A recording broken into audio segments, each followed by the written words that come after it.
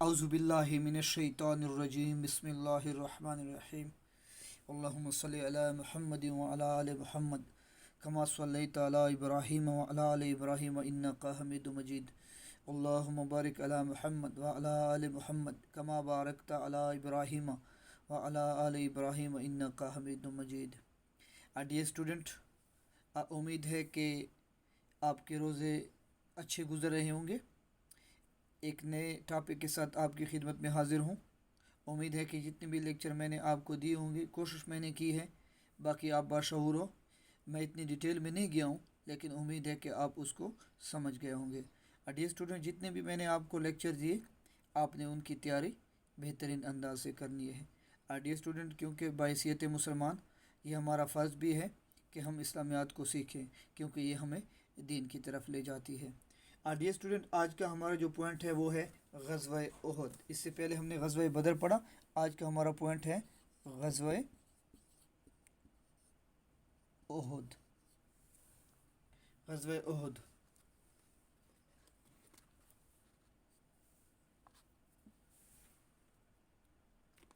यानी उहद की लड़ाई। तवज्जो फरमाएं डियर स्टूडेंट। बदर की शिकस्त का इंतकाम लेने के लिए कुरैश मक्का ने अबू सुफियान की सरकर्दगी में अगले साल यानी 3 हिजरी 14 शवाल जुमा के दिन बमुताबिक 19 मार्च 625 को मदीने के शुमाल में 3 मील के फासले पर वाक़या ओहद पहाड़ी के दामन में 3000 मुसल्लह फ़ौजियों के साथ मुसलमानों पर हमला करने के लिए पड़ाव डाल दिया। उनके साथ 200 घोड़ों पर मुश्तमिल एक घोड़सवार दस्ता भी था और उनके मैमना यानी दाएं हिस्से पर खालिद बिन वलीद और मैसरा यानी बाएं हिस्से पर अकरमा बिन अबू जहल मुतअय्यन थे। इनके मुकाबले के लिए मदीना से 1000 आदमी निकले, मगर थोड़ी दूर चलने के बाद रईसुल मुनाफिकीन अब्दुल्ला इब्ने अबी अपने 300 साथियों के साथ मदीने वापस हो गया। अब सिर्फ 700 मुसलमान मैदान में रह गए, जिनमें 100 ज़िर्रा पोश थे। हजूर सल्लल्लाहु अलैहि वसल्लम ने बनफ्स नफीस इस्लामी फ़ौज की सफ़ आराई की, यानी उसमें शामिल हुए। फ़ौज की पुश्त की जानिब एक दर्रा था।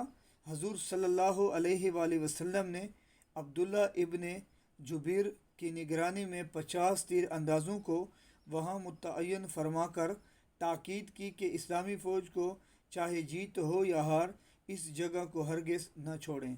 हजूर सल्लल्लाहु अलैहि वसल्लम ने अपने इन जानिसारों और सरफरोशों के दिलों में इस हकीकत को उतार दिया था कि हमारा मकसद खून रेज़ी, गरत गरी और हसूल माल व दौलत नहीं है। हमारा मरना और जीना सिर्फ अल्लाह पाक ही के लिए है, और जिहाद फ़ी सबीलिल्लाह दर हकीकत अल्लाह के कलमे और तौहीद के परचम को बुलंद करने का नाम है। स्टूडेंट, मुकाबला शुरू हुआ तो मुसलमानों ने इस कदर जोश व हिम्मत के साथ दिफाई जंग लड़ी कि दुश्मनों की सफ़ें उलट कर रख दी और काफिरों ने शिकस्त खाकर मैदान जंग से भागना शुरू किया। मुसलमानों ने इनका तअक्कुब यानी पीछा किया। ये देख कर कि काफिर शिकस्त खाकर भाग रहे थे, दर्रा पर मुतअय्यन 50 तीर अंदाज़ों ने भी इनके तअक्कुब वो भी उनके तअक्कुब में अपनी पोजीशनें छोड़ दी। खालिद बिन वलीद, जो अभी तक मुसलमान नहीं हुए थे, 200 घोड़सवारों के साथ इस खाली जगह से मुसलमानों पर हमला आवर हुआ। मुसलमानों की सफ़े मुंतशिर होने लगी, यानी इधर उधर होने लगी, और ये अफवाह भी फैल गई कि रसूलुल्लाह सल्लल्लाहु अलैहि वसल्लम शहीद हो गए। इस अफवाह से मुसलमानों में सरसहमगी फैल गई, यानी वो डर गए, सरसहमगी फैल गई। जबकि हजूर सल्लल्लाहु अलैहि वसल्लम मैदान में मौजूद थे।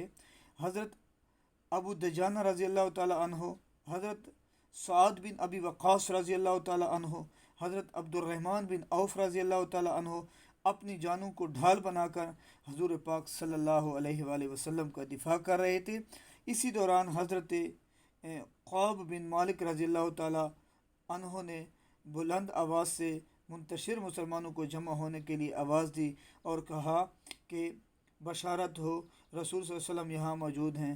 یہ سن کر تمام صحابہ کرام رضی اللہ تعالیٰ عنہ جمع ہو گئے اور دشمن پر ایک بار پھر حملہ کیا۔ اس حملے کی تاب نہ لا کر کفار مکہ مایوسی کے عالم میں میدان جنگ سے پسپا ہو گئے۔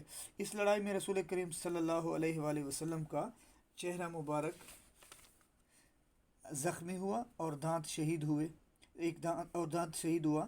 70 مسلمانوں نے جام شہادت نوش کیا اور 33 کافر مارے گئے۔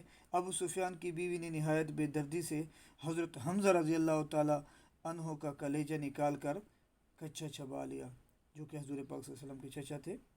غزوہ احد میں مسلمان خواتین نے زخمیوں کی مرہم پٹی کرنے اور انہیں پانی پلانے کی خدمات سر انجام دی، بلکہ نصیبہ بنت قعب انصاریہ، جس نے بیعت عقبہ میں حضور صلی اللہ علیہ وسلم کی جان بچانے کا عہد کیا تھا، نے جب مسلمانوں کی شکست کے آثار دیکھ لیے تو خود تلوار لے کر حضور پاک صلی اللہ علیہ وسلم کے پہلو میں کھڑی ہو گئی اور مشرکین مکہ پر خوب حملے کیے۔ اس جنگ میں مسلمانوں کو کھلی فتح حاصل ہوئی تھی، لیکن ایک فوجی غلطی اور امیر لشکر کے حکم کی نافرمانی کی وجہ سے اتنا نقصان اٹھانا پڑا۔ اس سے مسلمانوں کو ایک درس تو یہ ملا کہ حضور صلی اللہ علیہ وسلم کے ادنیٰ حکم کی نافرمانی بھی بڑے وبال کا سبب بنتی ہے، اور دوسرے یہ کہ زندگی کی جدوجہد میں ناکامیوں کا سامنا بھی کرنا پڑتا ہے۔